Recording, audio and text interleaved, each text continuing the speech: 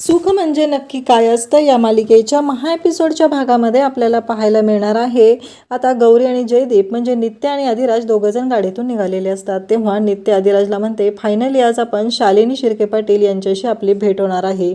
त्यावेळेस ते दोघंजण आता निघालेले आहेत। इकडे शालिनीचा बर्थडे आहे, त्यासाठी तिच्यासाठी सरप्राईज केक आलेला आहे आणि तो केक जेव्हा शालिनी पाहते तेव्हा तिला खूप मोठा धक्का बसलेला आहे।